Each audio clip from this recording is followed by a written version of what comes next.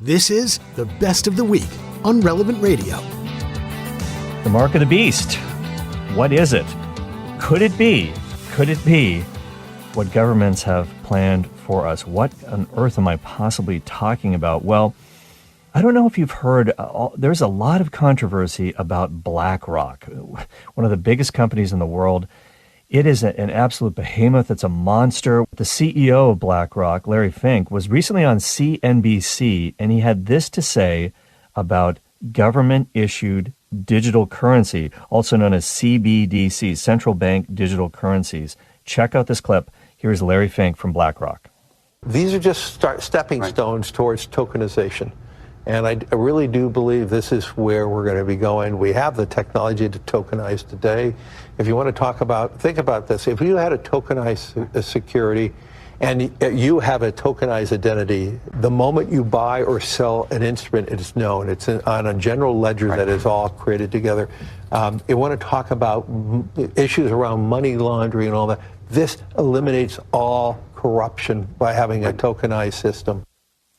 Gentlemen, we have the technology. It sounds a little bit like the $6 million man, but in that case, they wanted to rebuild Steve Austin. Could this be a use of technology to maybe, in some ways, tear down the human person? You guys have heard me talk about, you might recall me talking about this guy a couple of years ago, Jason DeBolt. He's a legendary investor in Tesla, and he saw the potential of the company a long time ago. He used to sleep in his Tesla. He lived in his Tesla for a long time, totally believed in the company, bought a lot of stock, and when it went parabolic in 2020, he became a multi-millionaire.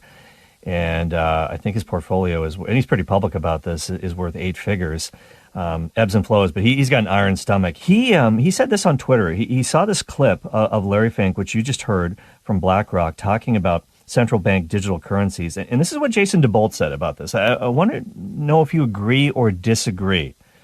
Here's what DeBolt said, quote, "Nothing will accelerate the world towards a crushing dystopian state than CBDCs." And again, that's central bank digital currencies. "They are the logical next step, the next domino to fall, in total control of Western populations after the elimination of free speech." And by the way, I just want to interject really quickly here. A lot of people might be thinking when we mention central bank digital currencies, they might be thinking of Bitcoin. This is not Bitcoin, but it's kind of like Bitcoin. In essence, this would be governments creating their own Bitcoins, if you will, but it's backed up by, it's fiat money, if you will, but it's digital. It's digital. He says that CBDCs could be used for total control of Western populations after the elimination of free speech. First, he says, governments try to control what you can say. And we've certainly seen our fair share of that. You might have heard that Jordan Peterson, who has been so outspoken about forced speech. There's free speech and then there's forced speech. He refused to be forced to use by the University of Toronto certain pronouns, certain words. He wouldn't use them. He has now been forced into kind of a, I guess you could say, a re-education camp. It's not a camp or anything like that, or he'll have his license revoked as a psychologist. He will have his license revoked if he doesn't undergo media training. This guy has millions of media followers. I hope he somehow live streams this. This is going to be quite interesting. So he needs to be quote unquote re-educated. Anyways, back to Jason DeBolt here. He says, first, governments try to control what you can say, then they control what you can buy, or whether you can buy anything at all. Central bank digital currencies are one of the most terrifying tools that could soon be available to Western governments. They must be stopped. If central bank digital currencies were invented 300 years ago, do you think we'd all have the same rights that we enjoy today?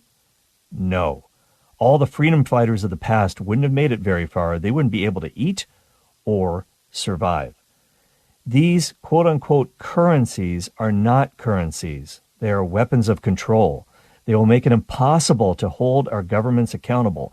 Any nonviolent actions taken against governments, protests, calling them out on social media, etc., could turn your bank balance to zero, immediately crushing all dissent with never-before-seen levels of speed and efficiency. Now, you may think governments can already do this with bank accounts and credit cards, but these things are not nearly as easily discoverable and actionable as CBDCs, central bank digital currencies, because of all of the intermediaries, the systems, and privacy laws involved with bank accounts and credit cards. It's no exaggeration to say CBDCs, central bank digital currencies, will eventually enslave entire populations. I can say with 100% certainty that they will if they aren't stopped. End of quote. Wow, that is straight fire from Jason DeBolt. I don't know if you guys agree or disagree with this, but I would really love your take on this. Now, what's interesting, too, is that in the comments, if you scroll through the comments, one person said, this has got to be what the book of Revelation is talking about in Revelation chapter 13, verse 17, with the mark of the beast. Nobody can buy or sell without the mark of the beast. Was John the Revelator writing about this? Well, not necessarily. And one of the things that I said about Revelation is that it's a certain type of literature. It's called apocalyptic literature. And you have to know sort of the coded language that's in there for you to understand it, because people have used Revelation to create all kinds of fantastic theories and fantastic beasts. And there are fantastic beasts in Revelation. There are all of these beasts that come up out of the sea. What does that really mean? Revelation can be a very dangerous book in the hands of somebody who doesn't quite know what the interpretive rules are. You don't read a poem the same way you read a police report. And if your love poems sound like police reports, you've got some work to do on your love life. But having said that, this is apocalyptic literature. There's certain rules in that. Now, one of the things that we have to understand also about Revelation is that it meant something to its original readers. It's not like John the Revelator wrote this book about the 21st century A.D. He didn't have that in mind. Now, there can be some application to our time, and there certainly is application to our time, but it meant something in its original context to its original hearers. So who is the beast? Who is the beast in Revelation? Well, we know that the number of the beast is the infamous 666. We see this in Revelation 13, verse 18. Now, the book that I recommend highly on Revelation, if you want to kind of do a deep dive, it's very accessible. It's a book called Coming Soon by Dr. Michael Barber from the Augustine Institute. And he explains very well how that there's something called gematria that was used in the ancient world.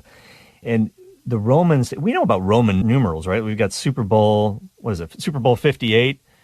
So the Israelites also used the Hebrew alphabet for numbers as well. And when you take the name Nero Caesar and you transliterate that into Hebrew and then look at the numerical value of the letters, it adds up to, you guessed it, 666. That is the number of the beast. So it is Nero Caesar. And by the way, as Barber explains in his book, here's some early evidence that Caesar's the guy here, Nero Caesar. There's some other ancient manuscripts of the book of Revelation that have been found. And instead of 666, it actually says 616. Now, why is that? You might think that's an error. That's a scribal error. Well, actually, it's because the Latin form of the name Nero Caesar, when you put that into Hebrew and then you add up the numbers, it's 616 when you use the Latin. So it's obvious that he's the guy here. Now, there are many beasts that rise up against the church throughout the centuries, and there are many antichrists. Anybody who's against Christ is a sort of antichrist, and there will be, of course, one sort of ultimate antichrist figure coming in the days to come. Who knows how close those days are? And people have speculated from the time of Christ when this is going to happen. I'm sure the early Christians thought it was going to happen in their lifetime. Wasn't the case. Whenever we die, that is the end of the world for us. But in terms of the last judgment, in terms of the return of Christ, the parousia, we don't know exactly when that's going to happen. But Jesus did seem to indicate in the gospel that we might be able to tell the season. And there's always speculation there. It can be helpful at times if it helps us get our life back together, but sometimes it could be a huge rabbit trail. So at any rate, when it comes to the mark of the beast, this is what we're looking at in chapter 13 of the book of Revelation.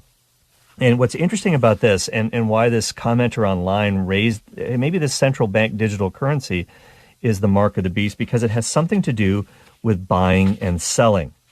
Buying and selling. In fact, you can't buy and sell. Here's what it says.